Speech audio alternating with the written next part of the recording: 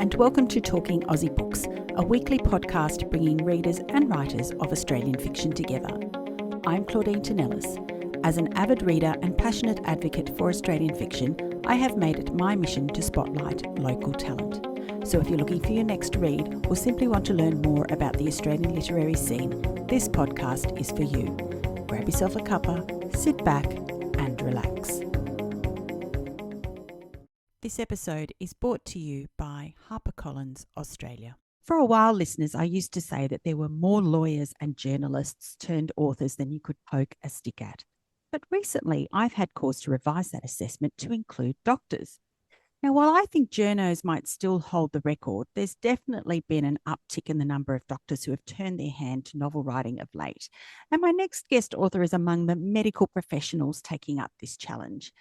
Maithree Wijesekara is an Australian-Sri Lankan writer based in Melbourne who splits her time between telling people to brush their teeth and writing fantastical stories. Maithree graduated with a Master's in Dentistry in 2021 and now in 2025 can add novelist to her list of achievements. Maithree's debut novel, The Prince Without Sorrow, has just been released by Harper Voyager, an imprint of HarperCollins. And listeners, if you're a fan of the fantasy genre, this book is your catnip. A thrilling, richly imagined tale of power, oppression, and violence, The Prince Without Sorrow is a stunning and sophisticated read from an exciting new Australian literary voice. And I'm just delighted to have the chance to speak with Maithree today on the podcast. Welcome, Maithree. Thank you so much for having me. Though the medical professionals will be a bit irked that dentistry has now been included in the doctor title. I mean, you are a doctor, right? Yeah. Apparently, it's not a legally protected title, so you know what? First dibs.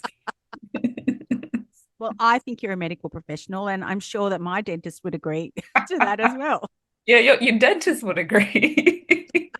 Oh, Maithree, I wanted to say congratulations on this novel. As I mentioned to you before I started recording, I was absolutely gobsmacked by this novel. The incredible world building, the richness of this tale is just magnificent. And for a debut author, it's even more impressive. Thank you so much. It is a bit surreal to sort of see like something that was an idea in my head now be like a physical book sitting on a shelf in a bookstore. Strange. Strange, but I'm sure incredibly Satisfying. satisfying. Yeah. Yeah, indeed. Now, you're definitely the first dentist I've interviewed on this podcast. Glad to Did be you? the first. If you want to hear a very funny dad joke, my dad referred to me as an orthodontist.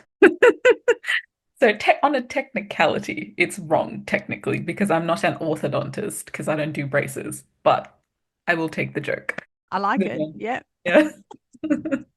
So, Maithree, did you always want to be a writer? Weirdly enough, no. I did love reading. I think, reading a lot as a kid naturally developed into wanting to write something. I think that's a natural pathway for most people who do love to read. But I never really considered writing to be like something I could do for a living, only because I think in my head it wasn't something you could do in Australia. I don't know why I thought that. Hmm. But most of the books I read, they were like, American authors, UK authors, and sort of got that stuck into my head. But during the lockdown 2020, I was actually in my fourth year of dental school. They sent us back home because you're too close to people's mouths. That is not something they want. So goodbye for about 5 months, maybe. And in that time, I sort of started to write stories again. I used to do it a lot in high school, but then I sort of dropped it in uni because university was a little bit stressful, which was strange because writing is sort of a stress relief for me. But yeah, I picked it up again. And in that time period, I also was listening to a lot of writing podcasts, one of which doesn't sort of update anymore, but they got in a lot of different authors and asked them about their publication journeys, their writing processes. And like I sort of slowly started to like find out that hey, they can get agents and be published, but not necessarily be from the US or the UK, which then like had me thinking, well, this could be something I could possibly do. So yeah, it was 2020 when I figured that out. So tell me about your journey to publication. How long did it take you to write a draft of this novel and what happened after that? So I had a bad history in high school of starting to write stories and then never finishing them. So during that lockdown, I thought I will actually finally finish something.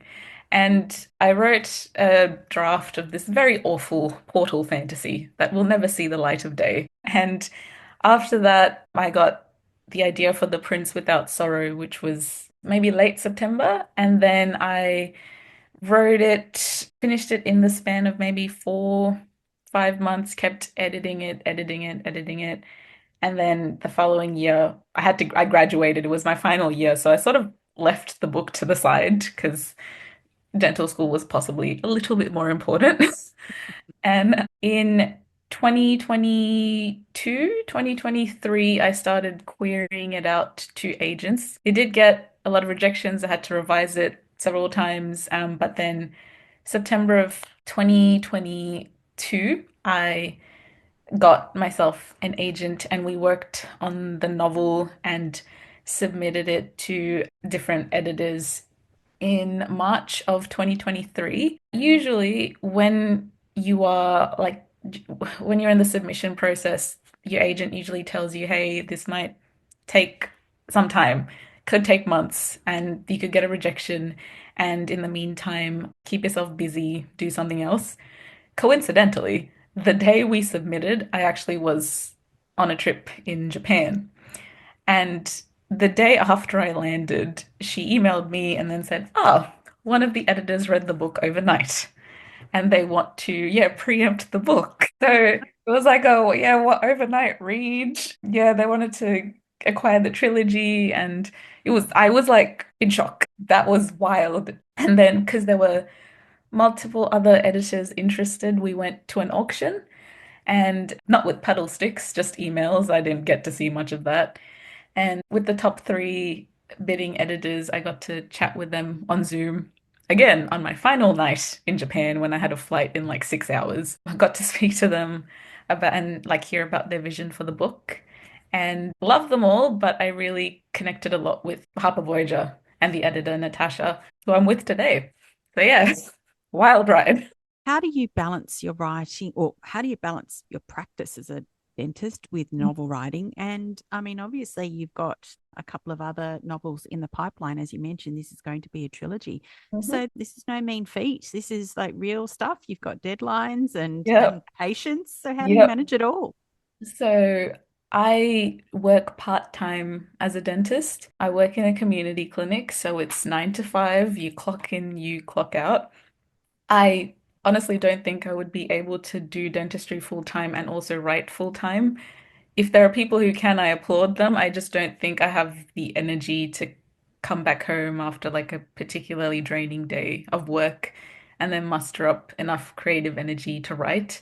So yeah, it's part-time dentistry and part-time writing has really helped me balance everything. However, just for the last 2 months, I have taken some time off with like the book launch and the tour and deadlines. Yeah. So, Maithree, can you tell me when you imagined penning your novel one day, was fantasy always what you envisaged it would be? Great question. Yes, most of like the unfinished projects that I started have always been some kind of fantasy novel. I've always loved fantasy as a kid. It's influenced me a lot, so I think it was natural for me to then explore fantasy. It's just like a genre that has a lot of endless possibilities. The only limitation is your imagination. Okay, so I guess for those who haven't read it yet, I wondered if you could tell me more about the story. Yes, let me give my 30-second pitch. I think it is. I have it memorized now. The Prince Without Sorrow is the first book in a fantasy trilogy. It follows two protagonists. The first is Prince Ashoka. He's considered an outcast by his father, the Emperor, for opposing his persecution of the Mayakari, or the witches of the Empire. It also follows Shakti, who is a witch, after witnessing the murder of her aunt and the destruction of her village at the hands of the Empire. She vows revenge. Witches are raised to follow a code of non-violence, but she breaks it by casting a curse, and the consequences of it uh, wreak havoc for both her and Ashoka, and both must decide what to do with the new power that they've been given to sort of take it for themselves or lose it completely. Yeah, absolutely fascinating story. And I think for me, it addressed so many important themes, but interestingly, against a backdrop of many global conflicts, both recent and past, we have an oppressor wreaking Hmm. havoc on the oppressed and the Hmm. breakdown in world order that can arise as a result. Hmm. So I guess, Maithree, I was wondering if you could tell me about your inspiration for this story and the Ran Empire, its rulers and its enemies. Yes. So there are different areas of inspirations. The main one is Emperor Ashoka of the Mauryan dynasty of ancient India. He is the loose inspiration for the Prince Ashoka of my story. The historical emperor is a very notable figure in Buddhist history. He was known for being a very cruel, bloodthirsty empire. He conducted a very bloody military campaign, cost hundreds of thousands of lives, and then afterwards did a complete 180 and adopted like principles of non-violence. So he actually went from being called Ashoka the Cruel to Ashoka the Great. And it always fascinated me, like, what made him switch? What exactly was it that makes someone, go from cruel to quote unquote good? The real reason for it, honestly, we'd never know because there's not much information about him or the Empire. His story's quite heavily mixed with fact and fiction, and sometimes it's very hard to separate the two. But I remember that story and I was like, oh, what if it was reversed? What if you had your typical hero starts off good and then stumbles down a path of violence, which is how my Ashoka was sort of born. And then in terms of the spirits that you see in the story and, the mentions of nature, environmentalist messaging, I am a very big fan of Studio Ghibli films. It's a Japanese film company, and they have some notable films like Spirited Away, My Neighbor Totoro. One of my favorites is Princess Mononoke. It's probably one of their more bloodier films. It's a very meditative, bloody piece that sort of looks at the relationships humans and the natural world have. And it also includes sort of like spirits of nature, old gods of the wild, and how humans war with them. So that definitely inspired the more natural aspects of the book. In terms of the witches, I suppose that came out of like a natural, I don't think I'd really thought about it too much, but you have that influence of like the Salem witch trials, the burnings, and I sort of incorporated that into the story with my own little twist. I was going to ask you about that because I wondered if there was any like particular Sri Lankan mythology around witches. I would love to say yes, but unfortunately, no. The closest thing would be the word Mayakari. It's like a loose term for witch. But yeah, a lot of like the way that they burn blue, like they're such seemingly random reasons that I put them in. I had them burn blue because blue is always the hottest part of the flame. So it just signifies that they're a little bit different from humans. I suppose like you've got their way of thinking is inspired by Buddhist philosophy as well. So there's that. Fantastic. Okay, so Prince Ashoka, one of the most notable characters in this story, but his name means without sorrow. Yes, it does. And therein lies the significance of the title. And he's someone for whom violence and dominance through violence is anathema. He's adamant that he can't follow in his father's footsteps, Emperor Adil, and the culture of oppression and fear that his father has engendered throughout the kingdom. But Mhm. in order for Prince Ashoka to effect change and to bring peace once more to the empire, he has cause to reconsider the use of violence to achieve that end, doesn't he? Yes, he does. I love Ashoka, but he is far too idealistic sometimes. He's a perfect example of someone who sort of like relies on theory, I guess. Like his visions of idealism would work if the society he lived in was a utopia where people would want to resolve conflict diplomatically without violence. But yeah, he has to come to terms with the fact that he doesn't live in a perfect society. Realistically, there will never be one. And in his case, there can't be any sort of revolution without violence. So, yeah, unfortunately, in this case, it will be like a violence will lead to revolution type scenario. And Shatki is a witch or a Mayakari, as you've mentioned, and she's someone who is considered an enemy of the Ran Empire and for Yes. whom Emperor Adil spares no mercy. She's also someone for whom survival has become very dangerous and who, in some ways, really has nothing left to lose.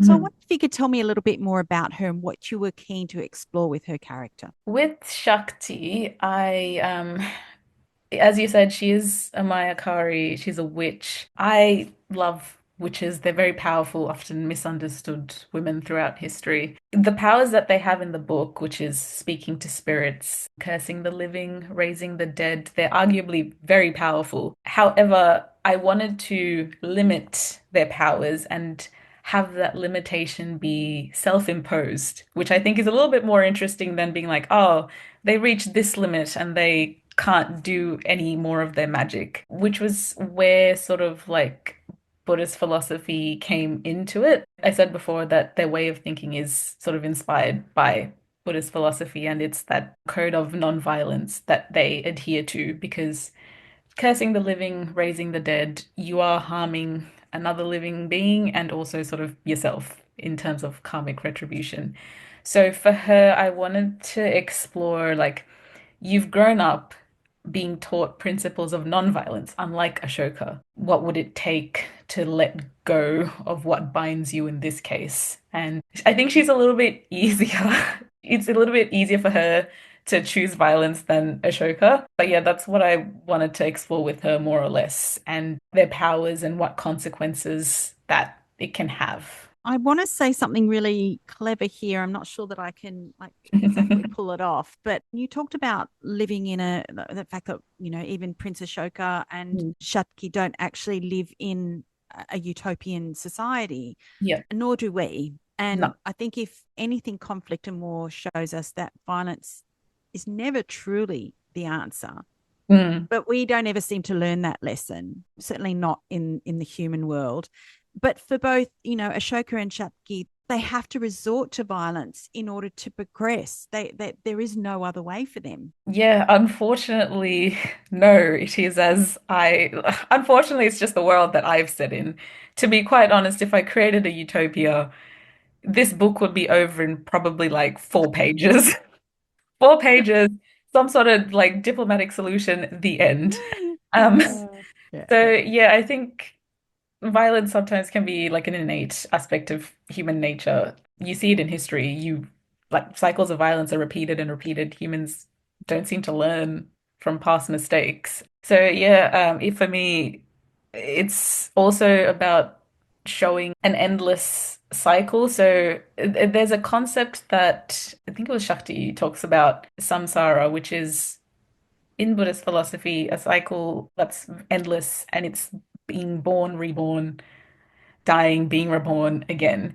So with them, I sort of had that same idea, but take it a little bit more metaphorical. So they're trying to break the cycles that they've been put into. However, to break one cycle, they entered a new one, and it will keep going, keep going, keep going. It's seemingly endless. No, I think we started talking about this before we were recording, but with most fantasy novels, world building is Mhm. especially important. And what you've done so incredibly well in this book is to help readers visualize a very human world, the Rand Kingdom, and its neighboring states, which exist alongside both the mythical and supernatural world. It's Yeah. a place filled with fantastical creatures like the winged serpents and the Mhm. giant leopards, as well as nature spirits and witches. So I want to ask you, was it inspired in some small way by a particular place, or is it completely a product of your imagination? I want to say a bit of both. Again, as I mentioned before, the nature spirits are more inspired by the film Princess Mononoke. In terms of the giant leopards, I was just like, oh, they're adorable. Make them bigger and scarier. And that's how I ended up with those. The winged serpents, funnily enough, I was watching a YouTube video, as one normally does, of a paradise flying snake that are native to Southeast Asia. It's basically this tiny little snake that sits up on like the canopy and drops down to another branch by undulating its body to sort of fall downwards. So gravity brings it down. It does not have wings, but I was just imagining how scary it would be to just look up and see some snake falling from the sky and thought, how could I make this scarier? Add some wings and make them 10 times bigger. Sounds terrifying to me. Yeah, yeah, yeah. Love to terrify myself and the reader.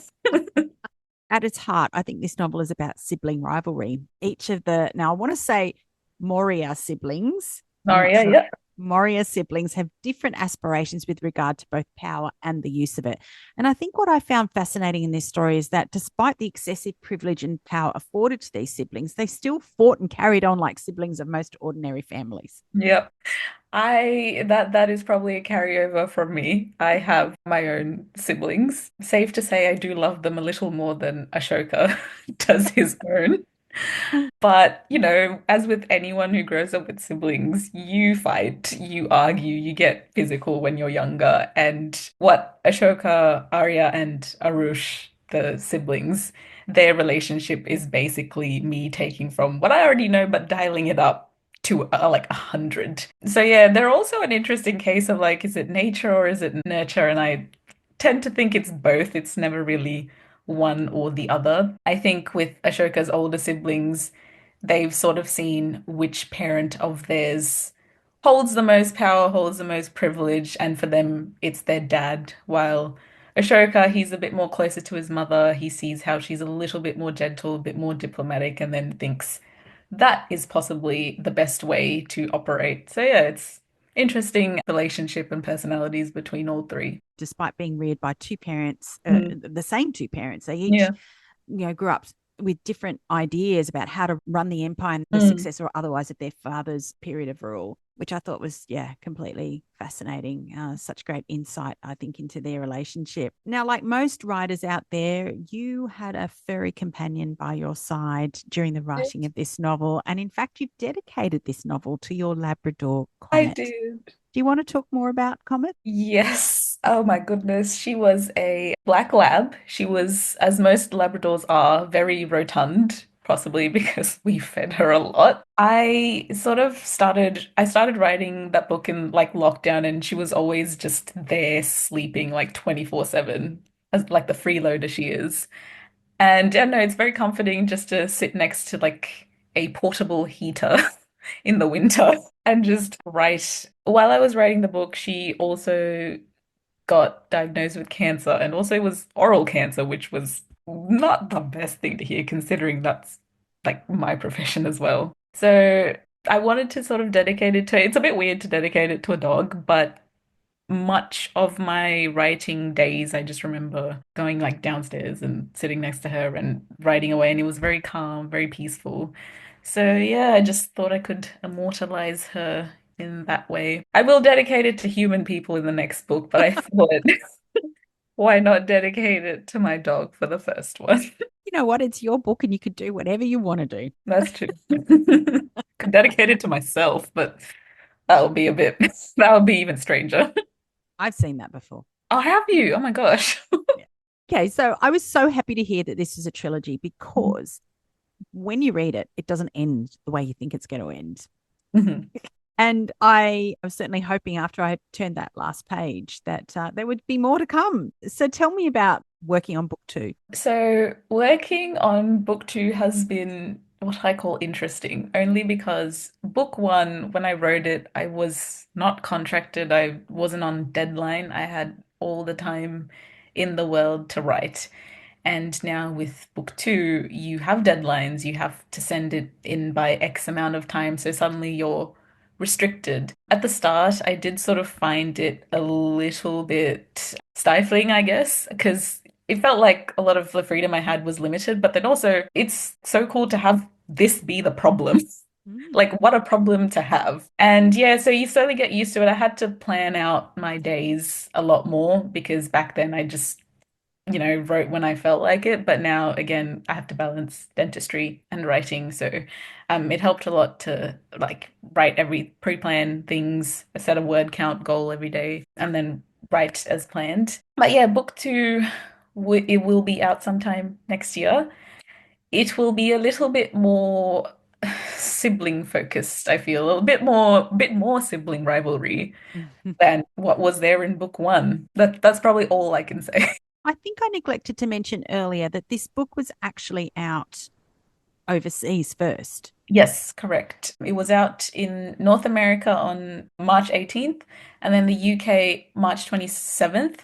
Australia tends to apparently be a little bit delayed when it comes to like publication dates. So it came out last, which was April 2nd, but that was more special for me as well because I live here and it was really nice to, attend my book launch with friends and family. So that was really exciting.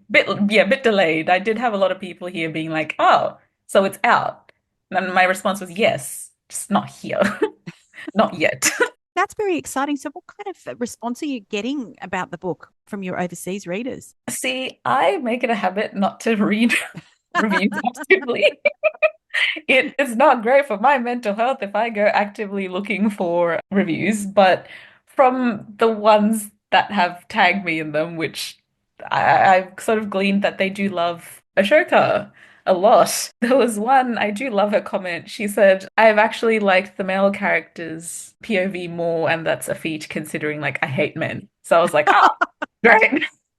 Amazing. I'm so happy that I've been able to do this for you. Yeah, they love like the sibling relationships and the spirits and like the witches and their powers. And yeah, it's been really nice to see that people have been enjoying this little book that was once a wee little idea in my brain. Neglected to mention Raheel as well. I mean, my God, what a character. Ah, yeah. I love him. I do. He's like a little bit more practical to Ashoka's idealism. He kind of tempers that part of Ashoka. You do find out that, Ashoka he does like Rahil in the romantic sense, but this is a very difficult genre for me to write, and by genre I mean romance. So when we went on submission to editors, me and my agent strictly had to say before every call, this is not a romance fantasy.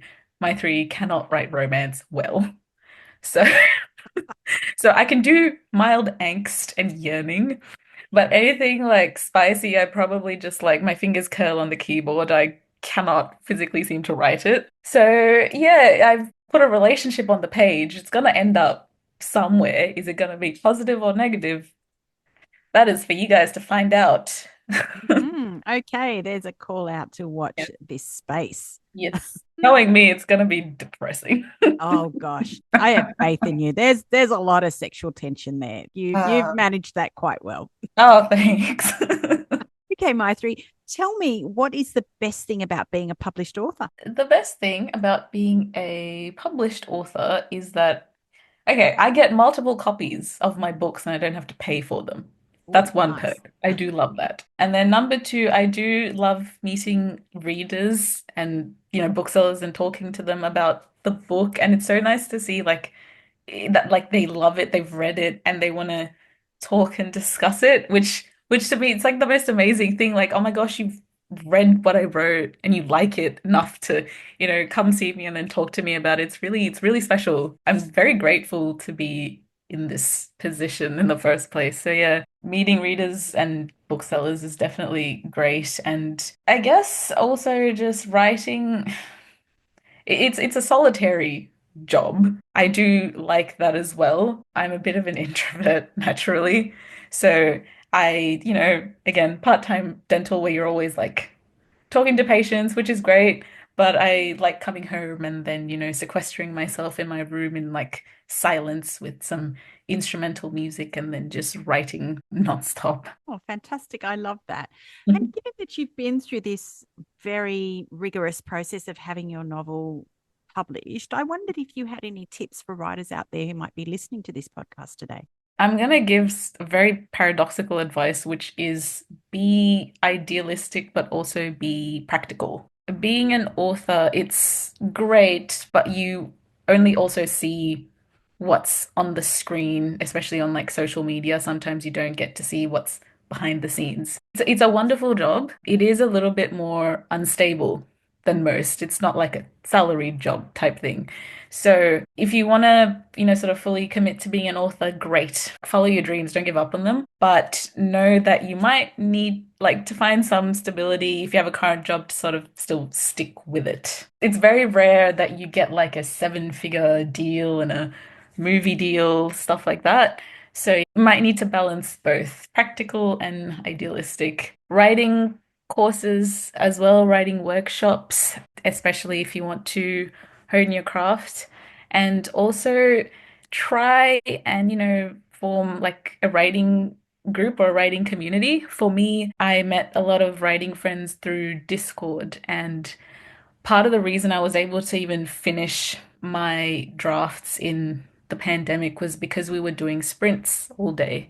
So, you keep each other motivated to write and you can critique each other's work, and that also helps you become a better writer. So, yeah, again, writing can be solitary, but it's very helpful to have a community around you to help support you and support others within it. Fantastic. Thank you so much for sharing those tips. And if there was one final message that you'd like readers to take away from this book, what would that be? Oh, well, if you read this book, you might come. My underlying message is that to be attached is to suffer. So it's a very depressing quote, but that is kind of the takeaway of this book. Sorry to end on a depressing note. I do write it on like almost all of the books, though I do ask, like, do you want a depressing quote? And when they say yes, that's the one I go with. I mean, you're not wrong. Yeah, I'm not wrong. I know I'm not wrong. People don't love hearing it, but must be said. Maithree, I'm in absolute awe of what you've achieved with this incredible story, and I cannot wait to continue reading about Ashoka and Shakti in subsequent installments. Thank you so very much for joining me on Talking Aussie Books today. Thanks for having me, Claudine. It was so nice to be here. That's it for this episode, folks. Hope you enjoyed this conversation as much as I did. If so, I'd love it if you'd leave a review on your preferred listening platform, which may include Apple Podcasts, Spotify, or Amazon Music. Until next time, friends, happy reading.